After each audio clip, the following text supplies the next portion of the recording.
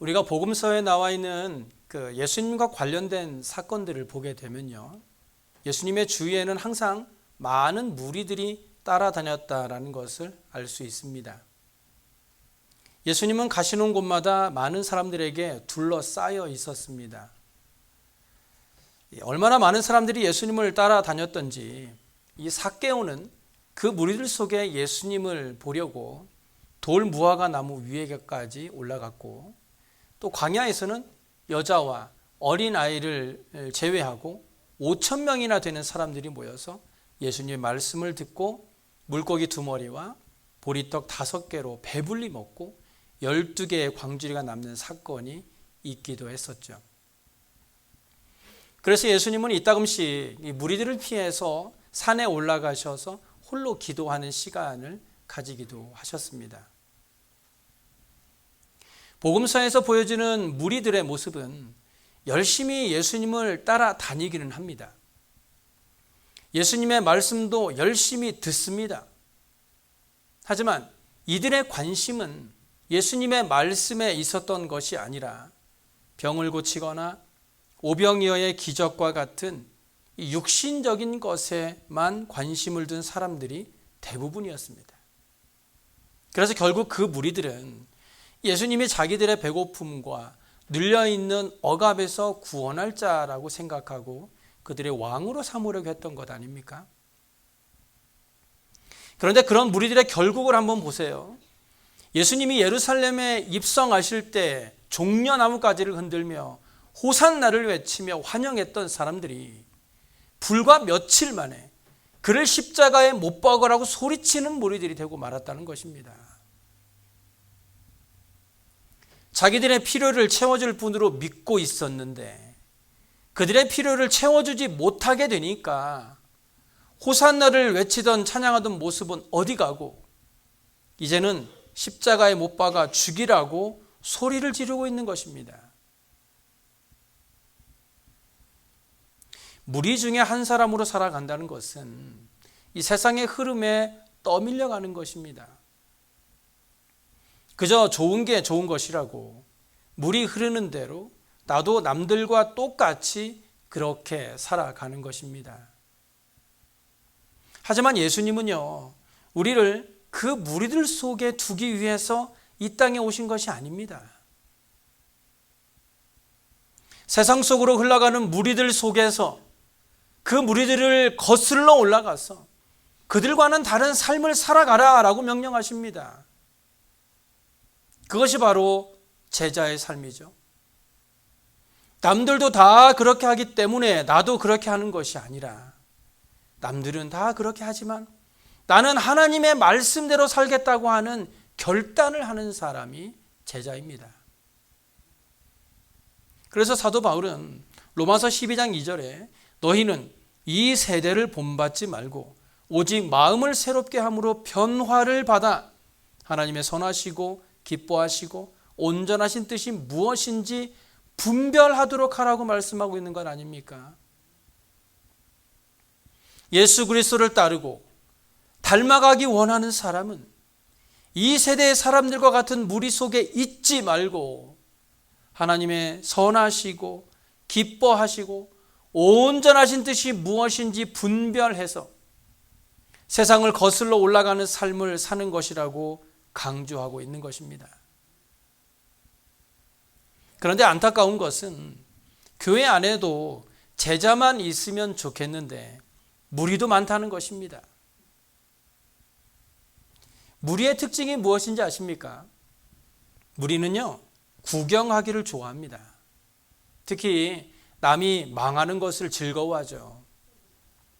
남의 집에 불이 나서 발을 동동 구르는데 무리는 불구경을 합니다. 그 불이 내 집에 위험을 주지 않을 정도라면 강 건너 불구경하듯이 내 재산만 아니면 된다고 생각합니다. 교회 안에서도 무리들은요, 예배를 구경합니다. 누가 예배에 나왔는지, 누가 찬양을 열심히 하고 이번 주 헌금은 얼마나 들어왔는지 구경만 하다 갑니다. 예배는 하나님께 드리는 것인데 하나님께 드린 것은 전혀 없이 그저 예배를 구경만 하다 가는 것입니다. 그래서 하나님께서는 성도들의 이런 구경만 하는 무리가 되지 않도록 하기 위해서 우리를 그의 청지기로 세우신 것입니다. 청지기라는 말은요, 관리인이라는 뜻입니다. 주인이 그의 소유의 일부를 어느 일꾼들에게 맡겨서 그 일꾼으로 하여금 자신의 소유와 재산을 관리하도록 맡기신 것을 말하는 것이죠. 우리가 교회 안에서 청지기가 되었다라는 말은요, 우리에게 맡겨주신 분이 있다는 것인데 그분이 바로 하나님이십니다. 창세기 1장 1절에 보시면 태초에 하나님이 천지를 창조하셨다라고 말씀하죠. 그리고 세상을 창조하신 하나님께서는 그의 형상을 따라 사람을 지으시고 그 사람에게 아주 특별한 책임을 부여하셨어요. 28절이죠. 하나님이 그들에게 복을 주시며 하나님이 그들에게 이르시되 생육하고 번성하여 땅에 충만하라, 땅을 정복하라, 바다의 물고기와 하늘의 새와 땅에 움직이는 모든 생물을 다스리라. 이것이 하나님이 인간에게 세상을 맡기면서 부여하신 첫 번째 책임입니다. 즉 사람이 가지게 되는 세상의 청지기로서의 책임인데 그것은 생육하고 번성하고 땅을 정복하고 모든 생물을 다스리는 것입니다. 그런데 여기에서 중요한 것이 있습니다. 그것은 바로 하나님께서는 창조자이며 만물의 소유자라는 사실입니다. 하나님께서는 만물을 창조하신 분이기 때문에 만물의 소유자가 되시는데 그런 하나님께서 우리 인간에게 하나님의 소유인 만물을 관리하라는 청지기로 세우셨다라는 것입니다. 그래서 시편 24편 1절에 땅과 거기에 충만한 것과 세계와 그 가운데 사는 자들은 다 여호와의 것이다 라고 말씀하고 있는 것입니다. 우리가 세상을 다스리며 살고 있지만 그것조차 하나님께서 우리에게 관리하도록 청지기로 세우셨다는 것입니다. 그런데 그렇게 세상을 다스리는 권세를 부여받은 인간은 타락을 하고 맙니다. 죄가 세상에 들어오게 된 것이죠. 그런데 하나님께서는요, 이 죄를 지은 인간을 완전히 벌하지 않으시고 예수님을 보내셔서 새 언약을 세우시게 되죠. 이것이 로마서 8장 32절에 자기 아들을 아끼지 아니하시고 우리 모든 사람을 위하여 내주신 이가 그 아들과 함께 모든 것을 우리에게 주셨다는 것입니다. 모든 것을 주셨다는 거예요. 하나님과 동등하신 분이신 예수님께서 주인이 아니라 종으로 오셔서 하나님의 목적과 계획을 성취해 드리기 위해 죽기까지 복종하신 것입니다. 그러므로 모든 청지기의 이 대장은 예수님이십니다. 예수님께서 십자가에 죽으심으로 새 언약을 세우심으로 교회의 머리가 되셔서 모든 청지기로 하여금 예수님을 중심으로 그의 사역을 감당하도록 하신 것이죠. 예수님이 이 땅에 오셔서 보여주신 것을 한마디로 하면 무엇일까요? 그것은 바로 주는 것입니다. 주는 것. 예수님은 이 땅에 오셔서 모든 것을 주셨어요. 심지어 목숨까지 내어주시면서 그리스도인들이 가져야 하는 진정한 청지기의 정신이 무엇인지를 보여주셨죠. 그래서 저는 오늘 이 주는 것과 관련해서 이 세 가지 질문을 통해서 예수님께서 오늘날 교회 안에 세워진 모든 청지기들을 위해 하시는 말씀을 함께 나눠보려고 합니다. 첫째는요, 왜 주지 않는가 하는 것입니다. 왜 주지 않는가? 사람들은 말합니다. 주고 싶어도 줄 게 있어야죠. 그래서 하나님께서 나에게 이것도 주시고 저것도 주시면 나도 다른 사람을 위해서 그리고 교회를 위해서 이렇게 저렇게 하겠다는 것입니다. 나도 받은 것이 없는데 줄 게 없다는 것입니다. 말은 그럴듯합니다. 하지만 틀렸습니다. 없어서 못 주는 것이 아니라 아예 줄 생각이 없는 것이에요. 우리가 주지 않는 이유는 하나님으로부터 받은 것이 없어서도 아니고 줄 것이 없어서도 아닙니다. 사도 바울은요, 오늘 본문 6절에서 이 농사와 관련된 일반적인 속담을 이야기하면서 이런 말을 해요. 적게 심는 자는 적게 거두고 많이 심는 자는 많이 거둔다.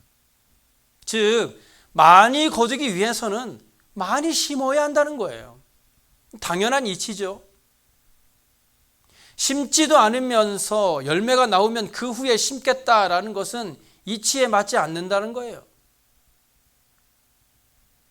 많이 거두기 위해서는 많이 심어야 합니다. 심는 것이 먼저죠. 심지도 않은 데서 무슨 풍성한 열매를 원하고 계십니까? 그런데 사도 바울은요, 사실 이 본문의 말씀을 헌금을 위한 말씀으로 사용하고 있습니다. 즉, 이 씨를 풍성하게 뿌리지 않는 농부는 많은 추수를 기대하면 안 되듯이 그리스도인들은 풍성하게 다른 사람들을 축복하지 않으면 하나님의 많은 축복도 기대하지 말아야 한다는 것인데, 이것은 곧 하나님께 드리는 헌금이 그렇다는 것입니다. 잠언 11장 24절과 25절에 이런 말씀이 있어요.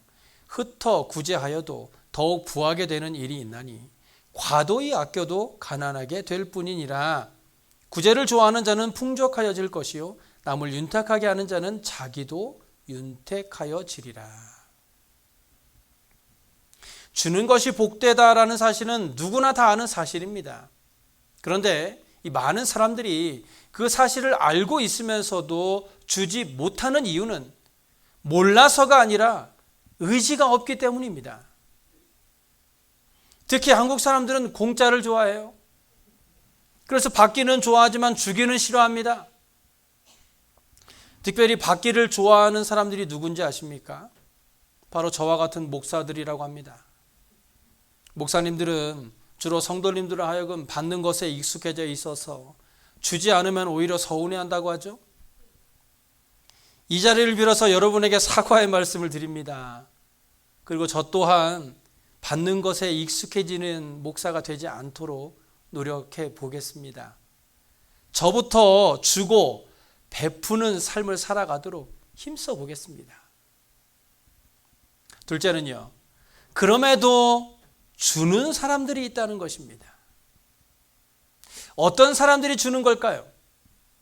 주는 사람은요, 주는 것의 기쁨을 아는 사람들이 준다는 거예요. 여러분, 운동을 해도요, 운동을 할 때는 피곤하고 힘이 들지만 그 잠시의 고통을 이겨내고 꾸준하게 운동을 하게 되면 이 삶 가운데 찾아오는 에너지가 엄청 올라가 있는 것을 알게 됩니다. 그래서 그 맛을 아는 사람들은 피곤하고 힘이 들어도 자꾸만 운동을 하게 되는 것과 같은 것입니다. 주는 것의 기쁨을 누려본 사람이 계속해서 주게 된다는 것이죠. 우리가 잘 아는 오병이어의 기적이 바로 그런 것 아닙니까? 사실 그 어린아이가 자기의 도시락을 내놓지 않았어도 예수님께서는 다른 방법으로라도 기적을 일으키셨겠죠.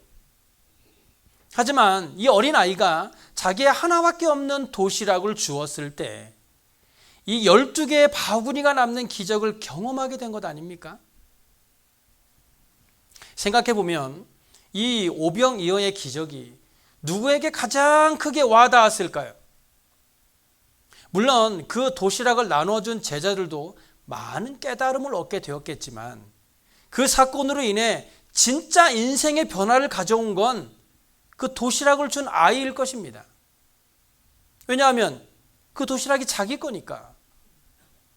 자기가 준 것이니까 그 누구보다도 더 크게 와 닿았을 것입니다. 본문 7절에 바울은 이렇게 말하잖아요. 각각 그 마음에 정한 대로 할 것이요 인색함으로나 억지로 하지 말지니 하나님은 즐겨내는 자를 사랑하시느니라. 바울이 고린도 교인들을 향해서 그들이 풍성하게 베품으로써 하나님의 축복을 받기를 원하지만 하나님은 즐겨내는 자를 사랑하시기 때문에 인색함으로나 억지로 한다면 이런 축복을 받을 수 없다고 강조하고 있습니다. 하나님께 드리는 헌금은요, 특히 인색함으로나 억지로 해서는 안 됩니다. 하나님은 자신의 능력에 부치도록 내는 것도 원하지 않으시지만 그 액수와 상관없이 인색한 마음으로든지 혹은 억지로 어쩔 수 없이 드리는 것에 대해서는 하나님께서도 기뻐하지 않는다는 거예요.